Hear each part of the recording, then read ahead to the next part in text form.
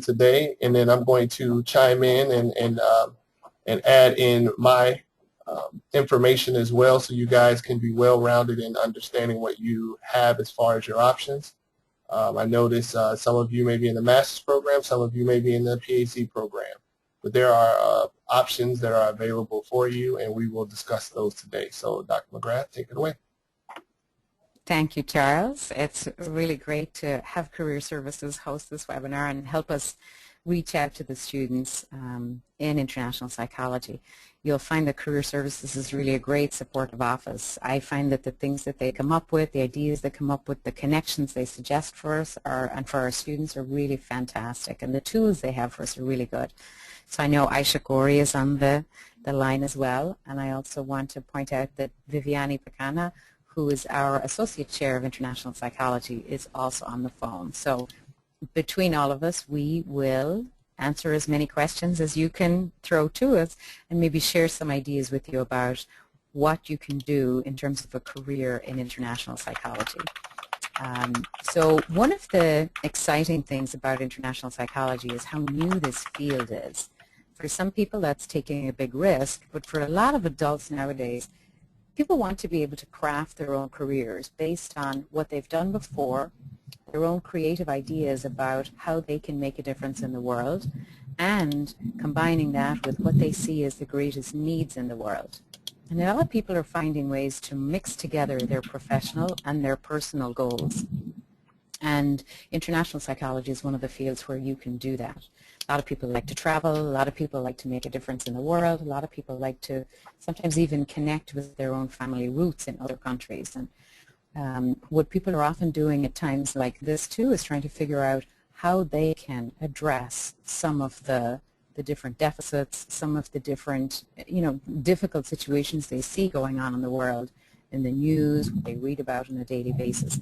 And this is a way to enter the international field and make a difference using specific frameworks and professional guidelines.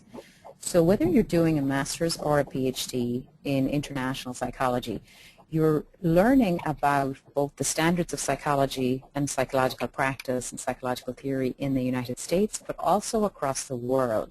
So it creates a very different perspective for you from most psychologists in the U.S. And so that creates something that's above and beyond multicultural skills.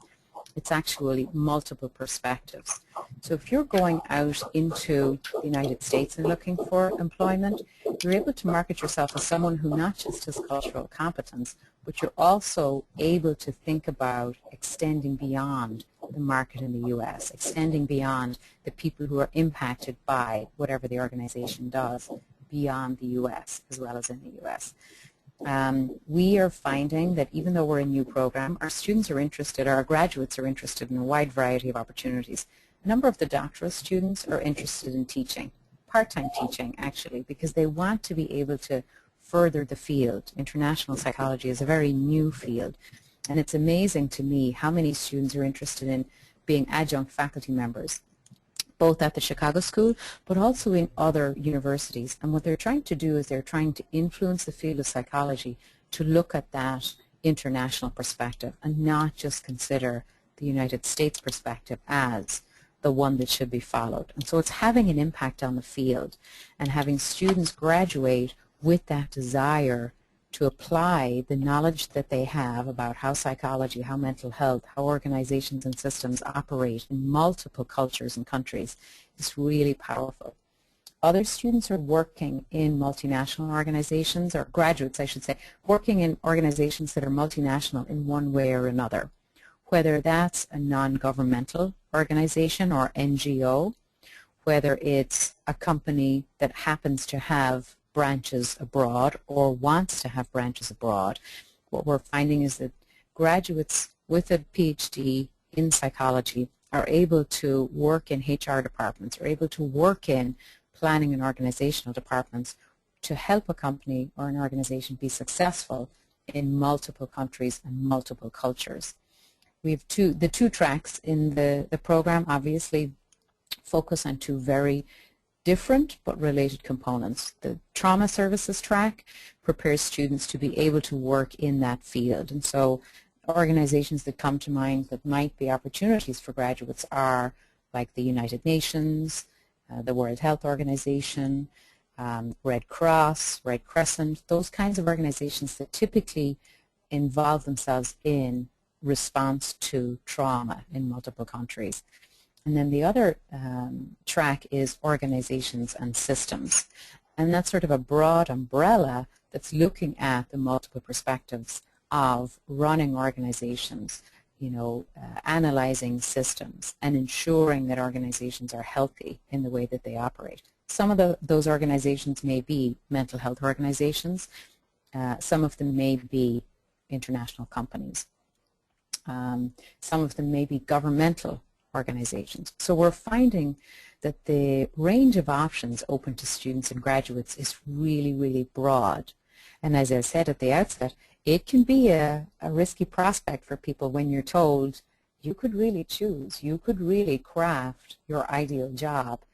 In the sense of international psychology being a new field, that is quite true, because you're able to show individuals and organizations that there are new possibilities that people have not tried before, because this degree cuts across a wide range of theories, practices, and opportunities. The fact that the students in the IP program also travel and engage in activities, application, research that's related to other countries is a very important component of the program, because you're not just going out there saying, I have ideas about how things could go. You're actually going out saying, I have traveled to 2 countries under the supervision of this program. These are the experiences I have had. This has been, a very important way in which I now look at the world. I now look at places in which I want to apply my skills. And that makes a big difference. It's not a theoretical approach to change and being change in the world. It's actually a very applied approach. What I'm finding as the department chair of the program is that there are a lot of people who are seeing the program online, or we meet people at conferences and they say, oh wow, I'm really interested in being involved in your program. And so I'm finding that it attracts a lot of different people who want to either get involved in humanitarian aid work in a country or another. And for some people that means actually teaching about how to do humanitarian aid work, or sharing their experiences, or leading a group of students there. And so it's attracting a really broad range of faculty, which provides our students with an amazing then network after they graduate of programs, projects, professionals that they can connect with. And it's much broader than what you typically find in a graduate institution. We have people all over the world. And so it's much easier than to say, well, I have someone in Rwanda, that's where I want to work, or I want to work somewhere in West Africa. I need connections. You already, through the program, have some connections there. So that's kind of the big picture overview with some, specific examples of what our graduates are looking at doing right now. On the IP Resource Cafe, which is our resource for students and faculty, we do include some really helpful information that Career Services and Charles has shared with us, and I know Aisha and Charles work closely together on really providing students with these resources. But the outline that they have provided and steps and suggestions they have provided for pathways is really helpful. So Charles, I'm wondering if you might like to share that. Great. So to go through some of what we have regarding our pathways and what we talk about is mainly centered around preparing yourself for the opportunities that are going to come forth for you when it comes to your field in international psychology. So we touch on various areas of the different pathways. So one of the things that we talk about here is we talk about employment sectors. We mention information regarding where to start, some of the resources that we offer, and some of the resources that are available out there for you. We talk about preparing yourself, which I think is important when it comes to developing your CV, because this is what's going to market you outside of you networking. And then as well, we talk about various job search tips and things like that to be able to get you started. So where do you want to work is some of the questions that can happen. And Dr. McGrath talked about it earlier with regards to what some students coming in have an idea of, or what some students who have graduated where they're working. But some of the places could be government. You're looking at opportunities through internship or volunteering experience could be an option. You're looking at what I think is important here, what we talk about in preparing, is creating a target list. So coming into your program, and then as you go through, identifying organizations or employers that you may be interested in, and creating this list of this 10 to 20 and preparing yourself for that. Then there's those government websites, country websites, and different places that Dr. McGrath talked about with the World Health Organization, the UN, things of that nature. Here are some more organizations to look into. You can break them down into, international relief and development organizations, faith-based organizations, education, especially with some of the PhD programs, or the PhD programs. You have some of the students coming in wanting to teach. So this is something to look at from maybe from a worldly perspective of providing your educational experiences and providing a service. And then think of foundations as well. What we do in Career Services is that we have what we call our toolbox for you all, and there's a list of some resources that we have available for you. Running through this too, we have what we have called Going Global, which is a really intuitive web site to be able to understand a little bit more about what the culture is like in a particular country with regards to employment. So just to give you an example, they may break down as far as like the customs, what's customary when it comes to attire, how to speak, how your CV should be designed when it comes to you applying to positions such as that. Also, too, there's guides on how to look, the trends, the industry, what industries thrive in a particular region of a country versus a different area of that particular country. So these are some resources that are available. And then I mentioned to you about Going Global and their country guides. So this is a list of what they have here on the site, and then they update these as they update the site, so as they gather more information. So this is also helpful for you when you're thinking about careers and options that you may have at the master's or doctoral level. More information regarding Going Global, like I mentioned to you, here's an example of a country, and they're talking about top companies that are there, professional and social networking. So it's tons of information that we have here available for you. The resume guide that I mentioned, I'm just sort of breezing through this just so we can have some more time for you guys if you have questions and things of that nature. But a lot of things that we really focus on in Career Services is being able to meet you in the middle along the way, along your pathway. So we talk a lot about developing resumes, CVs, interviewing, things of this nature, because this is very helpful for you. You might not even have thought about what you've done in your past and what you're doing currently, and how that could be pretty much what you are going to use to market yourself, to leverage opportunities for yourself. As you go through your coursework, start to develop even more questions, and then as you go through doing different projects in your courses, you can start applying some of this this theoretical approach to what you think you want to do in your field.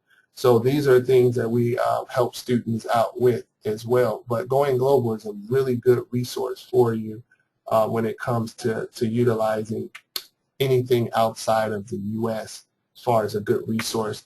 But we really talk about a lot about expanding your network. You're in this program because of the fact that you're looking to do something abroad, past the U.S., past Asia, past Europe. You're looking to just look at the world as your opportunity. So in doing that, you have to really think about expanding your network. How are you going to get out there, and how are you going to connect with the people who work at these organizations that are part of your top 10 and 20? How are you going to get the information that you need? What professional organizations are you going to be a part of to gather even more information? What are your peers doing? Starting there, what has some of your professors done? What are some of the alumni doing? Starting to just create that network. And here's lastly, just to mention to you the other tools that we have here that are available to you. Interview stream. So I talked about practicing on your interviewing tips and things like that. LinkedIn is a really good social media outlet for you professionally. Attending some of the events that we have going on here on campus just to further feed your knowledge and prepare yourself. And like I said, all of this information is available on our website, but we're here in Career Services to assist you along the way. So this is generally what I have for you during this presentation thus far. Are there any questions thus far based on what we, myself and Dr. McGrath, has talked about thus far? Feel free to use the chat feature. And I wanted in the meantime to offer an opportunity for Dr. Pacanha, our Associate Chair, to just jump in if she has anything to add here. She's living in Brazil, and we're really excited that she's one of our core faculty members, and she'll be able to give us the perspective from Brazil. Okay, I'm going to unmute you now. Hello, everyone. I'm sorry. Thank you so much, Dr. McGrath and Charles, for this amazing presentation. It's really a pleasure and an honor to be with you all here. Dr. McGrath, you did an amazing job presenting, introducing the international psychology field as well as the career opportunities. So perhaps what I would have to complement is to get students eager to start looking into the IP Resource Cafe, or even looking into general links that are related to the organizations you provided, or even if you guys still are unaware of what constitutes international organizations, please, feel free to contact us. We will be more than happy to assist you navigate the systems. The international psychology field is really a brand field. It still is in its infancy, and we are here to develop and to contribute to its development. So I think that's it's really amazing, and it's really great that we are all here interested in contributing for the field. Thank you so much, Dr. McGrath. Thank you. Thanks, Dr. Pacanha. I think one of the greatest parts of this program is, as I mentioned earlier, the fact that we have people all over the world, and so I appreciate Dr. Pacanha joining us today. We also have part-time faculty who are all over the world, and their interest in the International Psychology Program is partly due to the experiences they have had in developing their own careers. I'll share my camera again as I'm talking. What we find during residency is that opportunity to meet face-to-face and hear people's stories and how they have created their careers is just really fascinating. An international psychology professional is very different to a typical psychologist. You don't just take a program and then lockstep into a career path that's already designed. It's much more for the modern era in that you determine what it means in terms of your vision, your contribution to the world, and there are specific opportunities that you'll fit into naturally. We have faculty who are very involved in scholarship, and have written some of the key handbooks in the field of international psychology. We have faculty who are out there in the field. For example, Dr. Peddle is in Sierra Leone, and she has her own foundation or humanitarian aid organization that she set up herself. We have Dr. Cooper in South Africa, who has also set up a foundation. We have Dr. Sezabera, who's in the university in Rwanda. We have faculty members from Australia and New Zealand who are currently located in the U.S., but also have lived in and have connections in South Africa as well. So it's really, and I obviously have connections in Ireland. We have people with connections in England and multiple other opportunities, China, etc. So it's really an interesting way in which you have an opportunity to think about psychology as a field, think about how it participates in solving the world's problems, and then think about what you would like to do in connection with faculty to carve your own career path. So it's very much a creative process. Great. Are there any questions?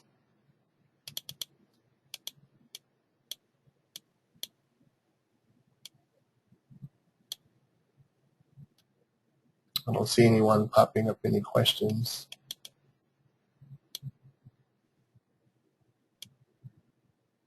Well, I would like to, okay, I have a comment. I think Dr. Pecan is going to say Yes, something more. Go ahead. feel free. You're unmuted. No, it was really, it's inspiring, Dr. McGrath, that you shared with the students that we are all over the world really trying to bring diversity and faculty with different forms of thinking, as you just described it. And one thing, if I could summarize, is that it's all about networking. Everything is about networking. So if you're not like into networking, or you need to come out of your shell. We are here to help you. Charles is here to help you. Dr. McGrath is also here, myself. But this is the most important thing when we are making connections all over the world. Knowing how, to adapt and be flexible in order to make connections. This is all about the international psychology field, to make connections. Thank you. Thank you very much. Absolutely right. That's a wonderful point. Networking is key. Networking, I believe, is the, in this field, I look at it as probably the #1 way in which you're going to be able to learn as much as possible about the field. So if you are someone that's in your shell, and the reason why I mentioned start with your peers, this is where you want to begin being comfortable and communicating with people and simply indicating to them who you are, what you want to become, and how do you see yourself getting there. And then allow them to fill in your gaps in between by sharing their information that can possibly turn on a light bulb on top of your head, where you can then start to further go into researching more, reading more about what you want to do, see what who is already doing what it is that you want to do, and start connecting with those people to learn a little bit more and understand how you can deliver your service that you want to provide. And I think that'll be something that'll get you started. And like I said, as you're in your program, start to develop these questions, and as you go through a chapter in the book, start to see how that question can, how can you apply that to that chapter in the book, and then it'll start to further allow you to understand a little bit more about what you're doing. You'll gain confidence, and then talking to people will come very natural. And so that's what I have to add on that for that. That's a great point. Talking with people really helps you see that you can't imagine what's in their minds. You know, who's out there with an international idea that is just looking for a partner or collaborator. It's a great idea. Great, great, great. So to get you all started here, just wanted to plug in some of the other events that we have going on for the rest of the week. So feel free to open up your emails, take a look at some of the other offerings, because this could be something that can help you in applying what you would want to apply to in your particular field. Don't feel as though if something is not tagged as international psychology that it does not apply. All of it can apply. You just have to just gather the information and see where it fits, but it all applies. So I wanted to put that plug in there for the remaining events that we have this week. So if there aren't any more questions. I can say just to finish, and if questions come up later, we are always available, Right. you know, to have a chat, to talk on the phone, have a go-to meeting. Anytime I welcome, you know, students, applicants to contact us and talk through some of their ideas. You know, we may be able to help brainstorm with you and see if this is really the, you know, the track that would be best for you. So feel free to reach out. We're very available. Yes. So with that, just to let you all know, if you wanted to go back and refer to this presentation, it is being recorded. The audio and what you see visually as far as the slides are concerned. And we will have this posted on the Career Services website, and I believe we may be able to format it to fit on the what is the application online for the students to go in and be able to look for it online, to maybe in your gateway. So look out for that message to let you know that this is available for you. And for those who are considering updating your CV or your resume or cover letters, as you can see on Wednesday, October 8th, we're doing a webinar on that. So feel free to log into that as well. Okay. So Dr. McGrath, thank you very much for your time and being able to present to the students. I really appreciate the partnership with Career Services, Charles and Aisha. We just are so grateful for everything that you do to set it up. I know the students are really well served, and I think together we're always looking for the same goal, to make sure that they get what they need. And so we'll do this again soon. All right. Thank you. And Thank everyone, you so much, Charles. You're welcome. Everyone enjoy your day. Thank you. Bye-bye.